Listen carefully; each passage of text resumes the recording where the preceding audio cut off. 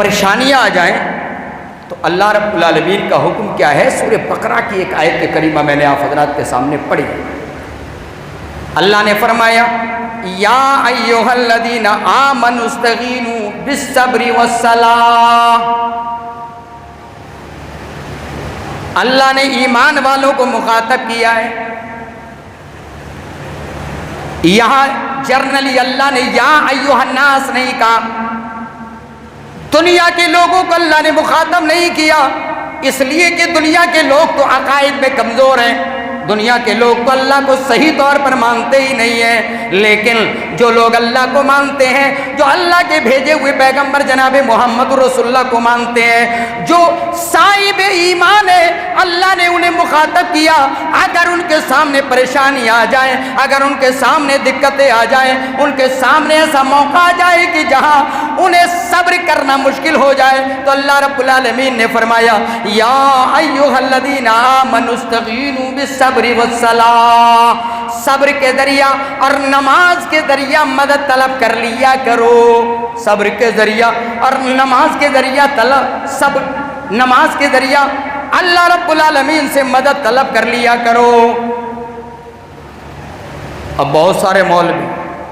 بہت سارے لوگ جن کے عقائد کا ڈھانچہ کچھ کمزور جگہوں پر رکھا ہوا ہے، وہ کہتے ہیں دیکھو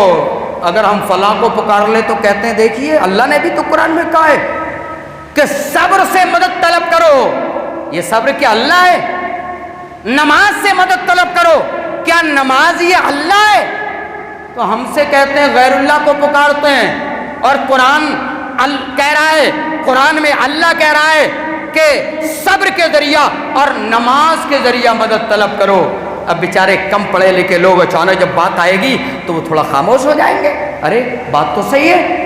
صبر کے ذریعہ مدد طلب کرو، بات سن لینا۔ اور ہمارے نوجوان بہت ساری جگہ سابقہ پڑتا ہے بہت سارے لوگوں سے بات کرنے کا۔ اگر آپ اپنے ہاتھوں کو اٹھائیں یا اپنی زبان کو کھولیں اور یہ کہیں اے صبر، صبر حالانکہ کوئی یہ مجسمہ نہیں ہے، کوئی پتھر نہیں ہے،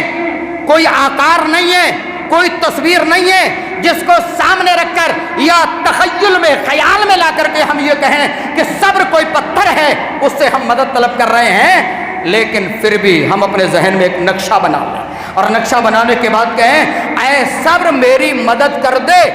تو پھر یہ شرک ہو جائے گا، یہ غلط ہو جائے گا۔ صبر کے ذریعہ مدد طلب کرنے کا مطلب کیا ہے؟ اللہ نے کوئی پریشانی دے دی، اللہ نے مجھے کوئی بیماری دے دی،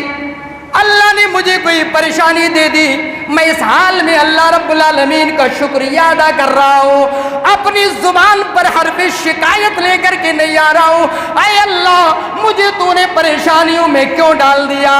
اے اللہ مجھے تو نے دقتوں میں کیوں ڈال دیا، اے اللہ میں ہی بچہ تھا جس سے اتنی بڑی آزمائش میری کی جا رہی ہے۔ تو گویا کہ آپ نے صبر نہیں کیا۔ صبر کی پریبھاشا میں بھی یہی بات بہت سارے علماء کرام نے لکھی بھی ہے کہ آدمی پریشانیاں آ جائیں تو حرف شکایت اپنی زبان پر لے آئے، یہ ہے صبر نہ کرنا۔ تو صبر سے مدد طلب کرنے کا کیا مطلب ہے؟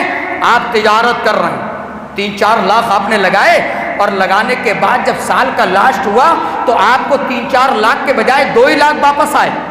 آپ کو بینیفٹ کے بجائے نقصان پہنچ گیا، آپ کو پریشانی پہنچ گئی۔ اب آپ کہہ رہے ہیں اللہ دعا بھی کرتا ہوں، نمازیں بھی پڑھتا ہوں، اللہ تیرا ذکر بھی کرتا ہوں، تیری عبادت بھی کرتا ہوں، پھر بھی مجھے نقصان میں ڈال دیا، اللہ میری طرف تو نے نہیں دیکھا۔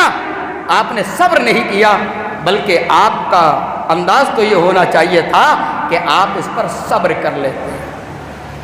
آپ اللہ کا شکریہ ادا کرتے اور پھر کام میں آگے بڑھتے،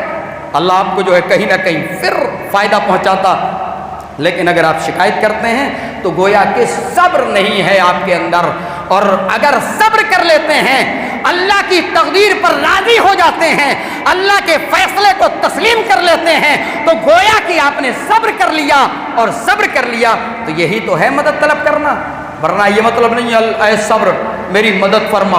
اے صبر ایسا کر لے، یا نماز آپ کہ اے ظہر کی نماز میری مدد فرما. آپ ظہر کی نماز پڑھنے ہی نہیں آ رہے ہیں اور آپ نے گھر میں بیٹھ کر, آپ نے راستے میں بیٹھ کر, گلی کوچوں میں بیٹھ کر کے آپ کہہ رہے ہیں اے صبر, اے نماز میری مدد فرما, اے ظہر کی نماز میرا فلاں مسئلہ سالو کر دے, تو پھر یہ شرک ہو جائے گا, یہ غلط ہو جائے گا.